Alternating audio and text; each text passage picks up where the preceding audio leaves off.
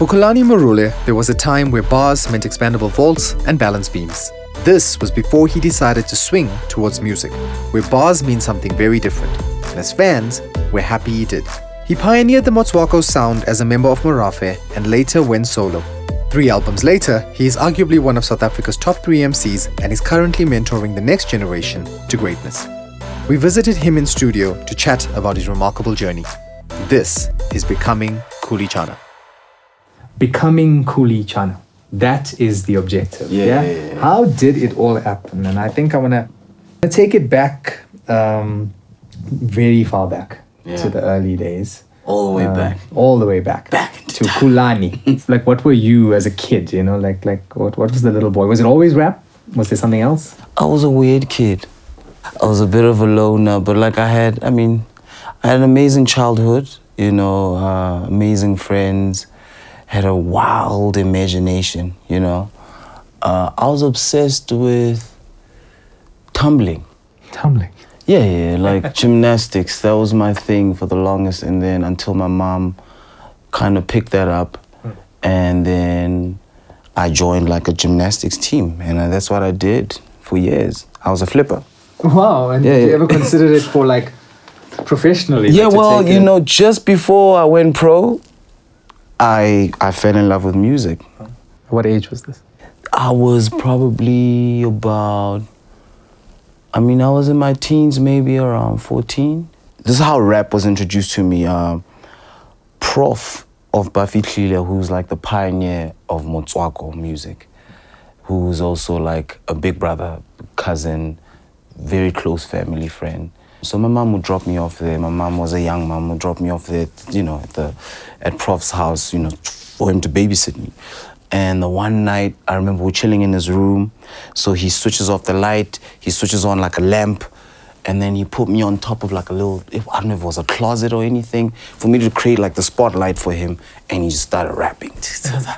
And I was like, damn, I've never seen anything like that. What is that? And I think that was a moment that sparked that, you know, thing, that love, that, geez, I want to be in that spotlight. So I was raised by a single mom who, and my gran kind of took that father figure role, was very strict, very hard. Her rule was like, until you're done with like school, then I'll take it easy on you. She was very supportive in a weird way, you know, supportive of my passion for music. My mom, the same thing, you know, she would let me stay up until late on condition that I was writing rhymes. Supported it at least, though. Yeah. So I don't think they saw it coming, because I think every parent wants their kid to be like a doctor or something like, let's not even safe. You know what I mean? And they were like, geez, he does his thing every night, like he writes music. Let's just let him be, you know, yeah. So how Morafe came about was it was like I said, it was me and KG. And then KG had this primary school friend, Todi, who happens to be my cousin, and Mulimi, who's also my cousin, right? And they also had like a duet. And they heard about us and like, listen, we wanna form a group, we wanna call it Ill Tribe. Like, oh, okay, cool. And we started making music together. And at the time, you know, guys in boarding school were like, but we would literally do it over the phone, payphone. Yo, what you got? He raps his lines. Okay, cool. We get together like holiday time, we rehearse. And what I used to find weird is like, we would rehearse like we have a show coming up. No one was booking us. You know, and I think in hindsight, we were preparing for this time. Fast forward, we ran into WHP, introducing Motswako. Yeah. And that was as a genre. And that was an interesting time because, you know, we didn't start out rapping in Motswako. We all started out rapping in English. And I remember Prof of Khuli say, yo, you got this amazing flow, but I dare you to try it in Setswana. And I did. And I just never looked back. Do you ever wish you were born somewhere else kind of vibe? You know, especially as a hip-hop, rapper, and you think of what the States achieves and the level that they're playing at. Yeah. And there's always this thing of focusing and taking the point of departure from them, right? Yeah. Like, did you ever just say, you're so proud of where you're from, but somewhere inside it, there's that, if only it was Brooklyn, man. Yeah, that's an interesting question, because I remember a time when Joburg was like America to us. Yeah. Yeah, there was a time when Joburg was like, it felt like it was far, far away. But like Mafikeng was a very interesting place. We had an entertainment industry. Like guys like Bob Mabena started out in Mafikeng. And I remember seeing Bob. Bob had like a music TV show, Melanie San. Techniques, Heart of the Beat. Yeah, so we kind of had it first, and I think that was the blessing, Yeah, this is cool. Pre-94, yeah. Sure. I want to talk some nuts and bolts about that period of time where we're still practicing yet not gigging type of feeling. Then the big break is somewhere in that mix, and then maybe there isn't a moment in time that's a big break. Yeah. But at what point does it turn and you start knowing, okay, now we're getting into professional space, now we're doing this thing? Yeah, when we met WHP, that's when it became a real thing, And my first real, recording in the studio, was with WHP. It was on his second album titled Mavtown. And I think that was a turning point for all of us. We're preparing young people for the industry in so many ways. And something I heard is that if you don't have an identity before you get into it, you're going to get lost when you're in it. Yeah. Talk to me a little bit about identity and how important that is in what you... For me, it's... Motswako gave me that. My name is Khulani. That's Nguni, Xhosa, Zulu, Ndebele name. Murule, that's a Tswana. And growing up in Buputa, Tswana, which was like Tswana land. Yeah. You were like a black sheep. Because everybody was Tswana. I was the only Khulani in my neighborhood. And what Motswako gave me was a sense of belonging. Because what it means is a mixture. Motswako is a mix. You know what I mean? And suddenly, I had a sense of belonging. I started taking pride in my name and being different. I heard you say somewhere, like on an interview or something that I watched, that one of your biggest fears was when the solo thing started to happen, and then, getting your voice out in the world, the responsibility of a voice. Now that you have a voice, that you have a platform, what is your agenda, if you will, when you get into your writing space? Yeah, so there's always a message. And I think with me has always been like wanting to represent the idea that anything is possible.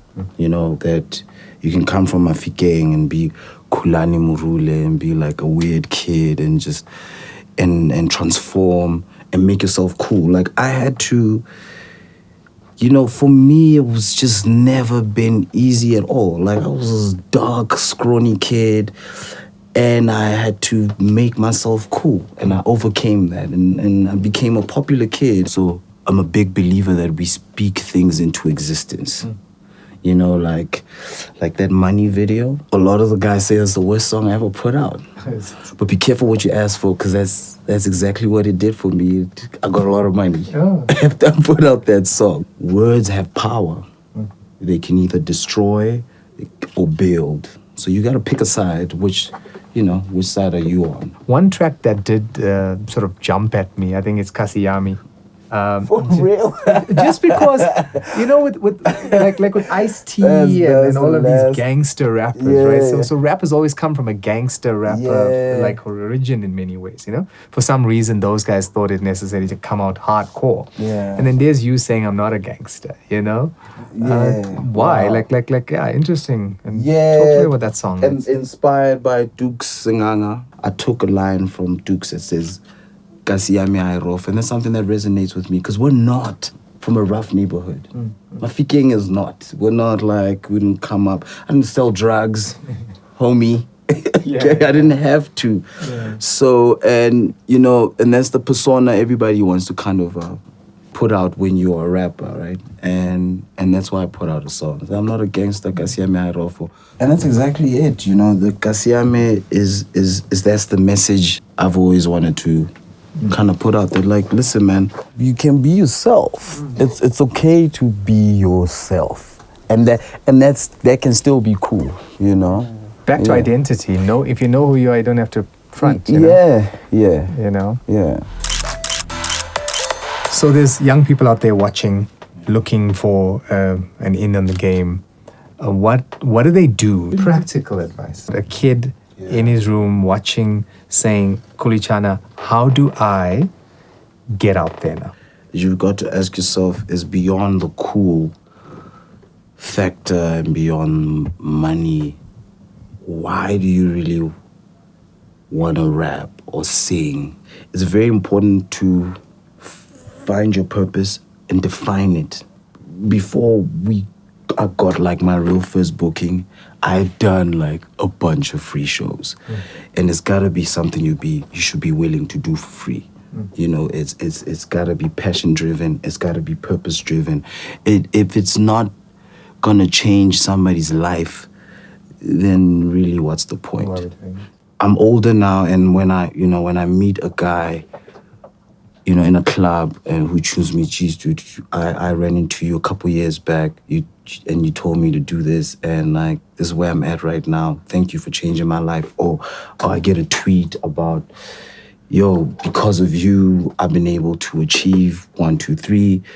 And man, there's no greater feeling than that. So it's gotta change lives. It's gotta be positive, yeah. Sustainability and being relevant for a longer period of time is not easy, especially in this kind of business, of course. So is it stay in your lane and keep doing that great, or innovate to other things? And I ask it specific to the fact that you're now judging on a rapper search show. Yeah. So what, like, was there it's time to change it up for me? Yeah. 2015, I was celebrating 10 years in the game, and I realized, like, geez, I have to reposition myself. So I have to be a leader, So opportunities like the hustle means a great deal to me. I found a new passion in teaching, unearthing, developing new artists. I can't wait to own like an academy. I can't wait to become a business, and I just can't wait to become like a hub of like innovation. The most extraordinary guys, the guys who are gonna change the game. The guys we'll be talking about 100 years from now. Coming out of your stable. Coming out of that. That's what I want to become now.